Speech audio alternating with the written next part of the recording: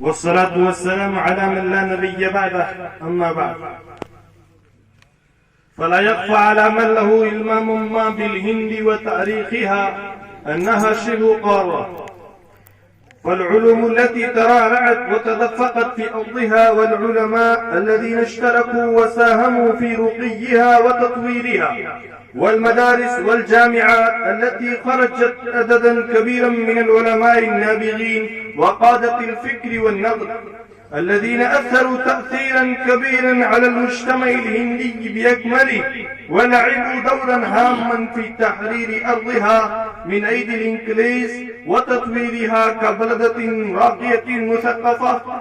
فمجرد سرد أسمائهم يحتاج إلى قائمة طويلة، فضلا عن أن يلقي الضوء على حياة كل واحد منهم.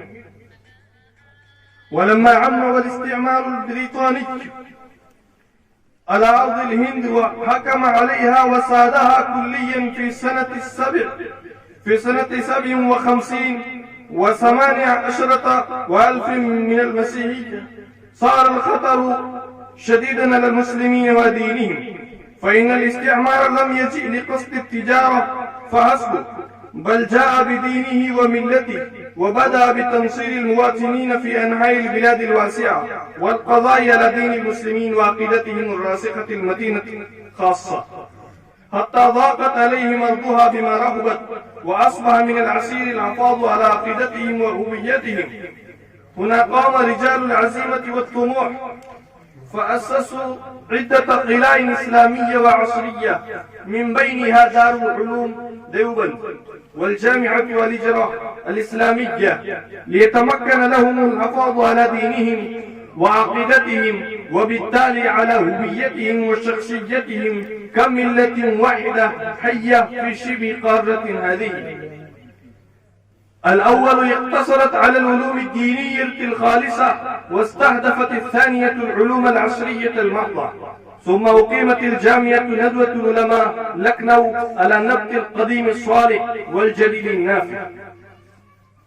الهند أيها الأحباب منسوبة إلى كلمة سندو، وهو اسم هندي لنهر الهندوس أي السند، ومنها اشتقت كلمة هند وهند، ومعناهما الأراضي التي تقع وراء نهر الهندوس.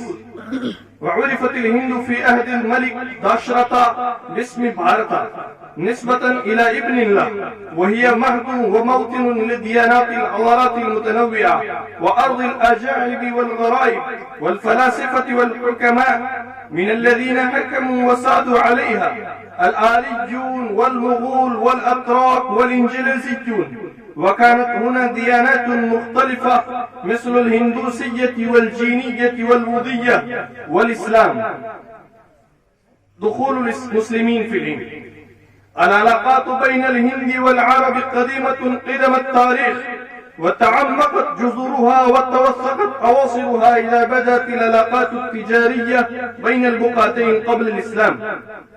قال العلامة السيد سليمان الندوي رحمه الله: ذكرت في كتب التفسير والأحاديث النبوية قصة نبينا آدم عليه السلام، فهي تدل على نزوله في الهند، ووطأت قدماه أرض سراندي لنكا.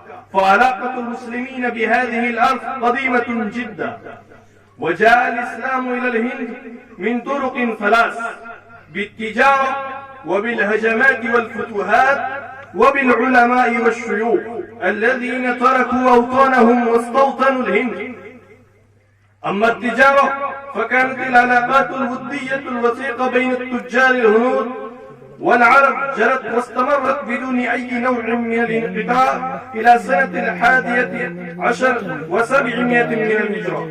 فكانت التجار المسلمون لا يزالون يتبادلون البضائع من بلاد الإسلامية إلى البلاد التي تقع في جنوب آسيا على سواحل بحر الهند.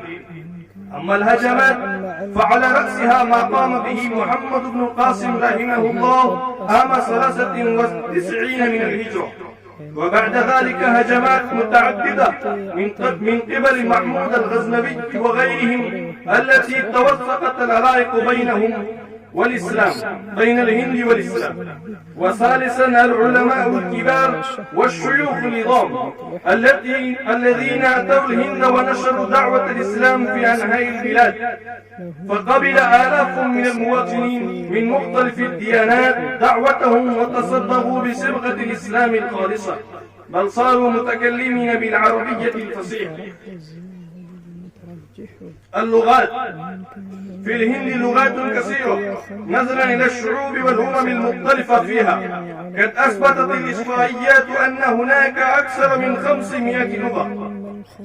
اللغة الهندية التي اشتقت من اللغة السنسكريتية اختيرت كلغة رسمية للبلاد من بين العديد من اللغات بعد أن نالت الهند حريتها. الأردية لغة ثانية سليلة من الفارسية والعربية والهندية. أما اللغة العربية فهي لغة العلماء المسلمين ورجال الدين في المعاهد والجامعات، فهم يتكلمون بالعربية ويدرسون ويكتبون بها وينشرون، فهم الذين يعنون بها كل العناية حتى قاموا بأقسام خاصة لتعليمها في الجامعات. اللغة العربية في الهند، أنا أختصر.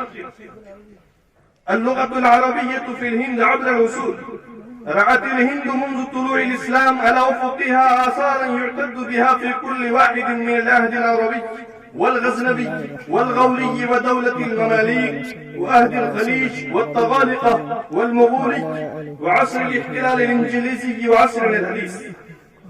لما فتح محمد بن قاسم الهند جاء معه جماعة من العلماء وبتربية هؤلاء العلماء نبغ في الهند علماء بارعون في شتى علوم إسلامية. ثم قامت الحكومة الغزنبية، فكان الرحالة والمؤلف الشهير أبو الريحان البيروني أقام في الهند زهاء عقدين كاملين من الزمان، ألف كتبا شهيرة وقدم إلى الهند علماء عباقرة مثل الشيخ محمد إسماعيل وغيره. وحكم الغوريون الهند لمدة 20 سنة، ومن أشهر علمائها الشيخ حسن بن محمد الحسن الصغاني الذي من مؤلفه اللباب الظاخر واللباب الفاخر في 20 مجلدا.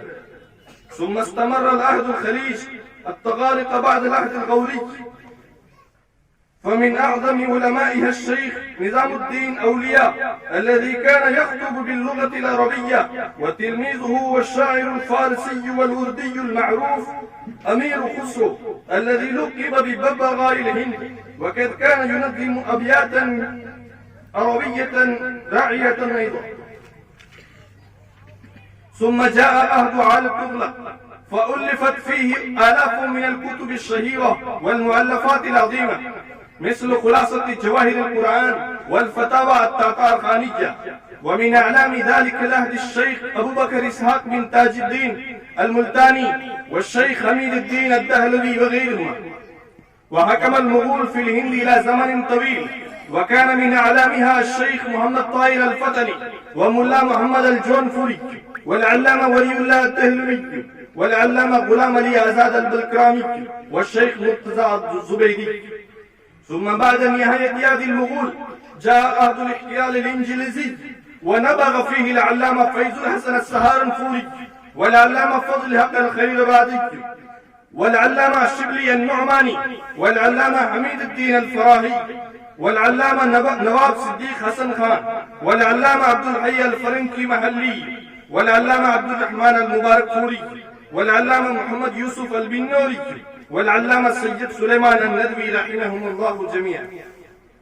ثم جاء العصر الحديث، فكان في تليعة الأدباء العلامة أبو الحسن علي الندوي والعلامة عبد العزيز الميمني والشيخ مسعود علم الندوي والشيخ زكريا الكاندلوي والشيخ وحيد السماء الكيلانوي والشيخ محمد الرابع الحسني الندوي والشيخ مقتدى حسن الأزهري والشيخ سعيد الرحمن العادمي والشيخ نور عالم خليل الأميني رحمهم الله.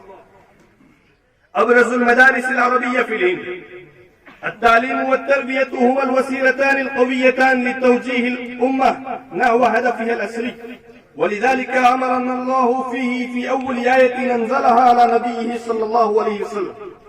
ولذلك بدأ نظام المدارس والمعاهد التابعة لمدرسة الصفة في مدينة رسول الله صلى الله عليه وسلم. ولا شك أن نظام المدارس بدأ من المساجد ثم أقيمت المدارس المستقلة. إن تاريخ المدارس في الهند يرجع إلى الملك شهاب الدين الغوري الذي فتح أجمير وأنشأ فيها مدارس عديدة، ثم وسع قطب الدين أيبك نطاقها في دلهي ومضافاتها، ثم أنشئت مدارس ومعاهد في مدن مختلفة مثل دهلي وبنجاب وأودh وبنغال ومالوى وبيهار وغجرات وكشمير وملتان وغير ذلك بعناوين وأسماء مختلفة، حتى انتشرت شبكة المدارس في أرجاء البلاد الهندية. كانت في آخر العهد الإسلامي في الهند مدرستان: مدرسة الشيخ ولي الله الدهلوي ومدرسة الملا نظام الدين. هاتان المدرستان لعبتا دورا هاما في إيقاظ الوعي الإسلامي في البلاد وصياغة أذهان النشء الجديد. كانت أولاهما تهتم بالشؤون الدينية، بينما الأخرى تعتني بالعلوم العقلية والفكرية. وبعد ذلك أقيم مدارس عظيمة، من بينها المدرسة الرحيمية في دلهي، وأزهر الهند دار العلوم في ديوبند، والجامعة مظاهر العلوم في سهارنپور، والمدرسة ندوة العلماء في لكنو التي تعد كبرى مراكز اللغة العربية في الهند، والجامعة السلفية في بنارس، وذو اللغة العالية في الهند. كما علمنا أن علاقة الهند باللغة العربية قديمة قدم التاريخ. المدارس والجامعات لا تزال تستخدمها كلغة البحث والدراسة فيها بمناهج مختلفة، وها هي قد اختيرت كلغة الدراسة والعلم في كثير من الجامعات العصرية أيضا. وأخيرا قد أظهرت الحكومة تعتني بها نظرا إلى صلتها التجارية الواسعة والدولية مع البلاد العربية. آلاف من الجامعات والكليات الأدبية أقامت فيها أقساما خاصة لتعليم هذه اللغة، فمستقبلها مشرق وأوضاعها قادمة غير قصيرة من التي مضت في باهية ورونقها، وستظل هي قائمة مستقيمة بين اللغات المحلية التلديدة. فماذا علينا الآن؟ علينا أيها الأحبة نحن القائمين على المدارس العربية والمسؤولين فيها، علينا أن نرفع مستواها ونتفكر في شأنها، فنجعلها لغة التكلم والتحدث فيما بيننا داخل الفصل وخارجه، كي تكون لغة الحياة اليومية كلغتنا الأم، ليتسع نطاقها في مجتمعنا الهندي الإسلامي، وبالتالي يتيسر لنا فهم الكتاب والسنة والعلوم الدينية الأخرى. وآخر دعوانا أن الحمد لله رب العالمين.